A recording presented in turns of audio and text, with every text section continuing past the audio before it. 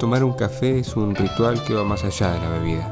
Es un refugio del clima, un alto en la rutina, un momento de disfrute, pero fundamentalmente la excusa para que dos personas se encuentren, donde el café termina siendo secundario y lo que vale es ese encuentro y esa conexión que se genera.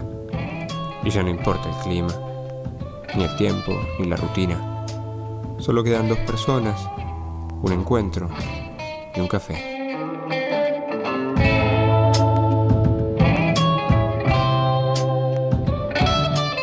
Gracias, doctor, por venirse a tomar un café con nosotros. Sabemos que tienen muchísimas actividades. Me decía recién la cantidad de causas que andan dando vueltas a través de sus manos. ¿Cuántas eran más o menos? Aproximadamente 50.000. 50.000 expedientes que esperan una firma, una resolución, un dictamen. Debe ser una presión fuerte, ¿no?, con la que se convive. Sí, pero bueno, uno tiene muchos años ya en la profesión y está acostumbrado. Sí, ¿no? Sí. Y el hecho de dar notas y salir en cámara y de, no sé, aparecer por las radios, ¿es también para los jueces federales, como en su caso, una parte del trabajo, como una obligación, o no necesariamente? Bueno, había dos teorías. Una antigua que decía que los jueces solo se expedían por sus sentencias, Sí. y otra más moderna. Ahora completamos. Sí, ¿cómo no? ¿Qué va a tomar? Un café en jarrito con crema. Y un café chico, por favor. Gracias. Y le decía, y otra más moderna, que lo ha dicho la Corte, que los jueces tienen la obligación de explicar el contenido de sus sentencias.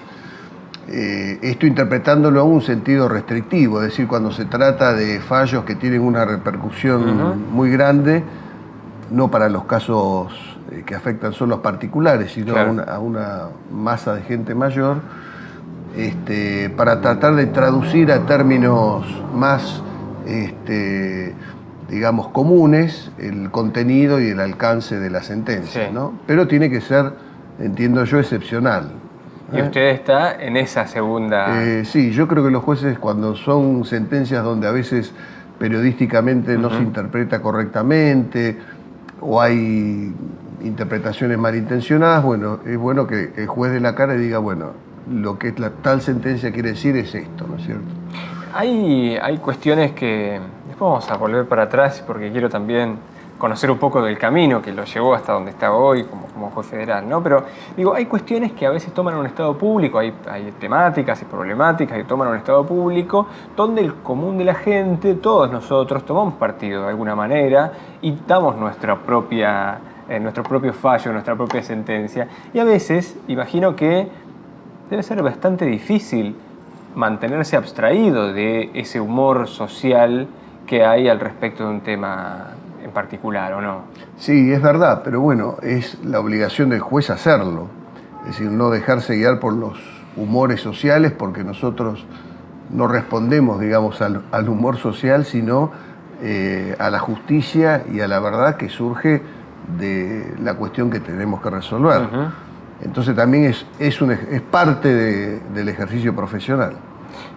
Dos palabritas no menores, justicia y verdad, ¿no? Es como el insumo con el cual trabaja, ¿no?, cotidianamente. La justicia y la búsqueda de la justicia y la verdad. Dos conceptos muy difíciles de asir, ¿no? Porque ¿qué es la justicia y qué es la justicia para uno y qué es la justicia para otro? Y más complejo aún, imagino yo, desde el sentido común más llano posible, la verdad, ¿no? Hay una verdad, la verdad es la relativa de cada uno. Es muy complejo también trabajar con esas dos variables tan subjetivas y tan así como volátiles. Sí, por supuesto, ¿no? Hay una verdad y hay un concepto de justicia como un ideal. Por supuesto, como toda obra humana, es dentro de lo humanamente posible, porque si no seríamos dioses o ángeles, claro, ¿no es cierto? Pero siempre el interés del juez es justamente lograr acercarse lo mayor posible a la verdad y a la justicia. La verdad y la justicia, nada menos. Y eso, digo, obviamente hay un estudio del derecho, de las leyes, pero hay cuestiones que también en el trabajo cotidiano exceden al estudio formal de la ley, digo, en la búsqueda de esa verdad y esa justicia, al momento de hacer un dictamen y un fallo, ¿intervienen también otros factores o es solamente la interpretación técnica, si se quiere, de una ley? Bueno, lo que sucede es que la interpretación técnica de la ley tiene que estar siempre alumbrada por un principio que es el de la justicia, ¿no es cierto? A veces una ley puede tener distintas interpretaciones y el juez debe tratar de que la interpretación sea la que se corresponda más con el concepto claro. superior, que es el de la justicia. El derecho es instrumental, es un medio claro. para lograr la justicia, ¿no es cierto? Ahora sí que vamos a volver un poco para atrás en el tiempo, ¿no? Cuando usted comenzó a estudiar, lo veo que tiene una tarea un poco ardua, abrirse camino por entre la crema. No es sencillo. Mucha crema. No es sencillo, pero no importa. Esto es así, el programa va a seguir adelante, no hay problema. Es cuando decidió estudiar Derecho, ¿no? Cuando decidió ser abogado. ¿Pensaba que iba a terminar siendo juez? La verdad que no. No era parte, no era un objetivo. No, porque a esa edad uno lo que piensa es en estudiar y en recibirse, no tanto en... ¿Qué va a pasar después? El desafío es la próxima materia, ¿no? Sí. No lo que va a suceder después, ¿no es cierto? ¿Y cuándo creyó que podía ser un camino posible y una posibilidad concreta llegar a donde usted llegó? Bueno, honestamente no me lo propuse como meta. Es decir, la vida y una serie de hechos fue llevando a que, en fin, escalara posiciones dentro del Poder Judicial. Yo fui secretario, defensor oficial, juez provincial y finalmente concursé para venir aquí a Mar del Plata y hace 12 años soy juez federal en Mar del Plata. Pero es un proceso, ¿no es cierto? Y estar, si bien obviamente hay instancias superiores, tribunales de justicia superiores al que está usted, también en un punto tiene la responsabilidad de hacer un dictamen y un fallo al respecto de una cuestión, ¿no? Ese sentirse que tiene que expedirse y tiene que dar una determinación al respecto de un tema que obviamente hay a veces intereses contrapuestos, hay, no sé, verdades relativas que se enfrentan. ¿Qué sintió inicialmente cuando tenía que estar en ese lugar? De determinar cuál era la verdad y cuál era la justicia. Bueno, como le decía, primero los valores que uno trae de antemano, ¿no es cierto? Es decir, el valor de querer ser honesto, ser justo, eso es fundamental. Ser independiente, cosa que hoy está bastante cuestionado, ¿no es cierto? Eso es fundamental.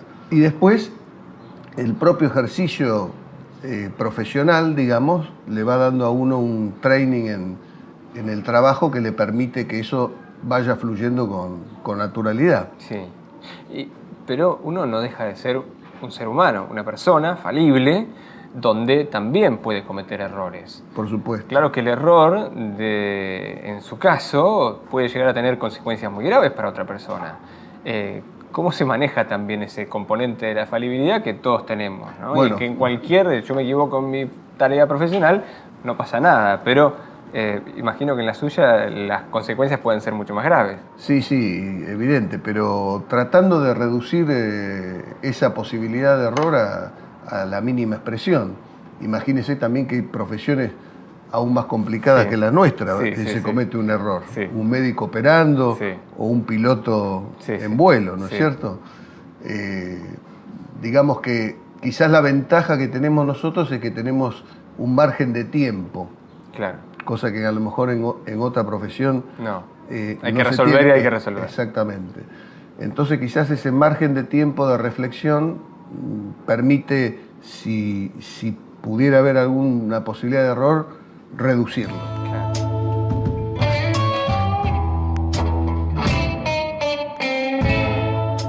Un mundo nuevo es posible. Cambiar es hacer las cosas bien. Cambiamos Mar Chiquita. Carlos Ronda, intendente. Hace 2 años, Cristina me eligió para conducir una oficina de ANSES. Ahora te pido que me elijas vos para que seas concejal conmigo.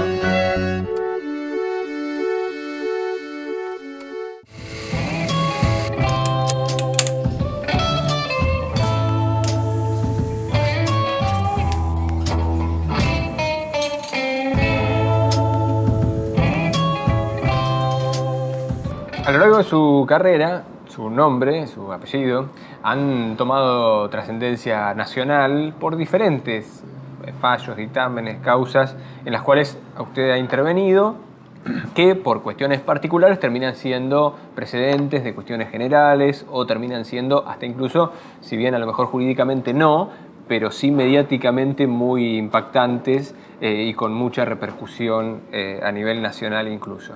¿Eso ha sido una búsqueda, ha sido casual? ¿Usted tiene la voluntad de intervenir en cuestiones que a lo mejor otros jueces dejaría pasar para no también meterse en problemas o no generar cuestiones que puedan tocar sensibilidades o generar rispideces? ¿Cómo se ha dado eso? No, yo creo que en primer lugar un juez que se precie tal no puede eludir su responsabilidad. Es decir, primero los jueces no vamos a buscar los juicios. Los juicios llegan. Cuando el juicio llega, uno tiene que tener la responsabilidad de asumir la resolución de ese caso. Pero imagino que muchas veces le habrá, lo pudo haber pensado o no, pero habrá tenido la posibilidad de dejar pasar, derivar o excusarse para evitar tomar un compromiso o una determinación sobre temas sensibles. Claro, lo que pasa es que en primer lugar no está en mi naturaleza eludir la responsabilidad de resolver una cuestión por muy crítica que sea. Yo trato de verla como una cuestión más, desde el punto de vista profesional, aunque no se me escapa que evidentemente puede tener una trascendencia. Imagínense, yo llegué aquí y a los 15 días en Mar del Plata estaba todo el tema del corralito, con toda la repercusión que eso tenía. Sí, claro. Y bueno, y ya el gobierno de ese entonces me pidió a los 15 días el juicio político porque había resuelto abrir el corralito, etc. Así que es a lo mejor también un destino, ¿no? Porque eso fue casualidad. Yo llegué justo en un momento crítico, ¿no? Ha sido el azar entonces también que intervino.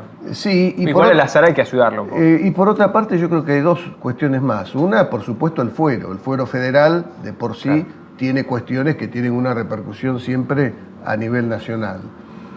Y otra que en los últimos años, digamos que el gobierno ha dictado muchas leyes de muy dudosa constitucionalidad. Entonces cuando ocurre esto, es decir, cuando hay el Poder Ejecutivo sanciona leyes muy cuestionables, bueno, evidentemente el protagonismo del juez aumenta porque si no se dictaran leyes inconstitucionales, los jueces no tendrían por qué tratarlas, ¿no? Ahora, dentro de, ya hablábamos del corpus de información y que uno tiene en la cabeza, o que usted, un juez, tiene en la cabeza a la hora de llevar adelante un fallo, o de llegar a un fallo, dentro de ese mapa mental que uno tiene, que parte será la cuestión técnica, legal, también imagino yo, o pregunto, ¿está también la construcción ideológica, la forma de mirar la política de esa persona, o eso se deja de lado? No, yo creo que eso, por supuesto, cada juez la puede tener, pero al momento de resolver tiene que, como un cirujano, abstraerse y ver, digamos, el caso concreto, como el médico tiene que ver el órgano dañado, y no le importa si la persona es buena o es mala que va a operar. Bueno, en el caso de los jueces sucede lo mismo. Es decir, se hace ese proceso de abstracción porque lo que uno tiene que resolver es el caso concreto que viene a su conocimiento, ¿no es cierto? ¿Y le ha pasado de llegar a fallos que van en contra de su propia construcción, de su propia mirada del mundo? No. Probablemente en algunos casos donde existe cierto margen de duda respecto de una solución u otra, puede suceder que uno a lo mejor no esté completamente seguro o satisfecho de la solución que ha dado. Pero como los jueces no podemos evitar dar una solución, es decir, tenemos la obligación legal de resolver la cuestión, no podemos decir, este caso... Vamos a dejarlo ahí. No sé cómo resolverlo. Es decir, tengo que resolver por sí o por no, ¿no es cierto? De manera tal de que a veces sí, eso genera alguna duda. Pero como le dije antes, en la concepción del derecho que yo tengo como un instrumento que conforme a la Constitución debe cumplir o estar al servicio de la justicia, uno tiene la tranquilidad de conciencia de obrar siempre en consecuencia. Ahora, en esta disociación o esta abstracción que usted tiene que buscar y que tiene que llevar adelante a la hora de concluir un fallo, habría como dos Alfredo López, ¿no? Uno que es juez y el otro que es ciudadano de a pie. Nunca ha habido contraposición en ese sentido, digo. A ver, ¿cómo decirlo en términos casi políticos? Digo, a lo mejor usted llega a un fallo que es opositor y luego el Alfredo López, ciudadano, está apoyando determinado proceso político. ¿No le ha pasado también de tener esa disociación entre una mirada y la otra? No ha pasado por lo siguiente. En primer lugar, un tema sería el que hablamos recién, los casos dudosos que a uno sí le pueden quedar, sí, ¿no es cierto? Pero uno los tiene que resolver. Pero en general, como la búsqueda en definitiva es de la justicia y el derecho tiene un contenido de sentido común, uno a veces dice, bueno, usted habrá visto a veces repercusión en los medios de un fallo y dice, ¿cómo se puede resolver esto? Claro. Esto no tiene sentido común. Bueno, el derecho tiene un contenido también de sentido común, dentro de la ley, dentro de las normas, la jurisprudencia, etc. Y yo creo tener, o busco tratar de tener sentido común. Claro. Entonces, en general, esos fallos tan, a lo mejor, tan críticos, de tanta repercusión, vamos a poner un ejemplo, el Corralito, en definitiva era devolverle la plata a la gente que la puso en un banco. O sea, coincide el sentido común, más allá del gobierno que sea. Sí. O sea, lo lógico es que la resolución de juez sea que se le devuelva la plata a la gente que la depositó, por ejemplo, ¿no? Para dar un caso.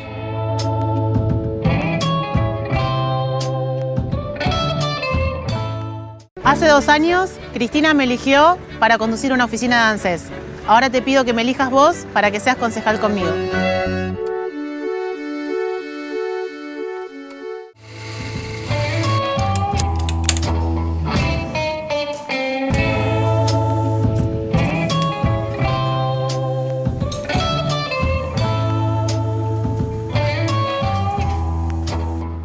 Cuando usted mencionó el tema del Corralito, el caso de la 125, hay varios casos más, unos cuantos casos más que han tenido repercusión nacional, y en algunos casos lo que aparece es la contraposición entre el derecho del individuo, no me quiero meter en un tema, por supuesto, que me excede totalmente, ¿no? Y sí, yo sí lo hablo bien desde el sentido común o desde el llano. No, pero está bien, porque el derecho se tiene que interpretar y ver desde el punto de vista del sentido común. Y la gente llana tiene que entenderlo.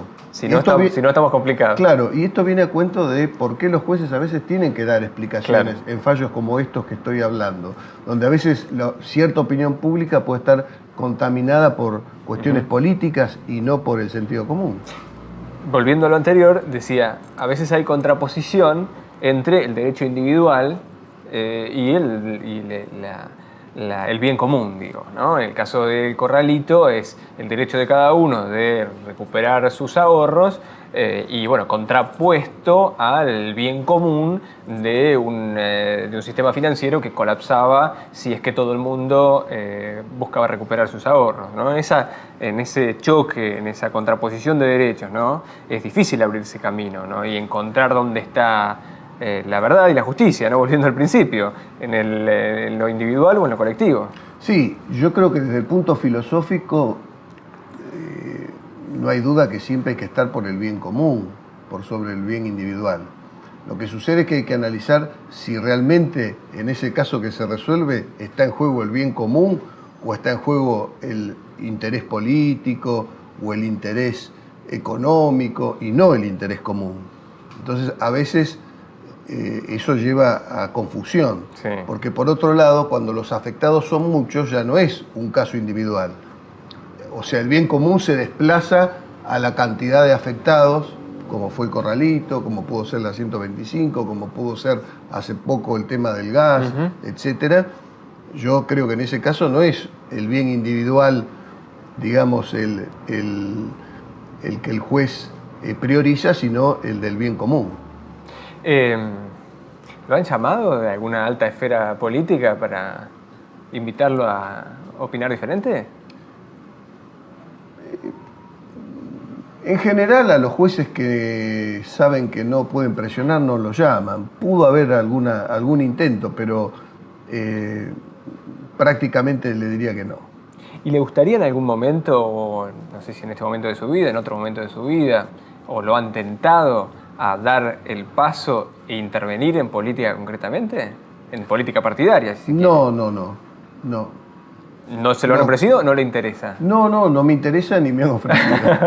Al mismo tiempo. ¿Y por qué razón? Porque en un punto, digo, también la labor del juez busca también mejorar la calidad de la vida de la gente, intervenir en el beneficio común, ¿no? Y a lo mejor pueden ser un espacio donde confluye también la búsqueda de la política en el sentido más puro, ¿no? ¿Usted nunca ha querido transitar por esos caminos? ¿No se le ha ocurrido? Mi vocación ha sido la judicial, y por otro lado, ya digamos, en el plano hipotético,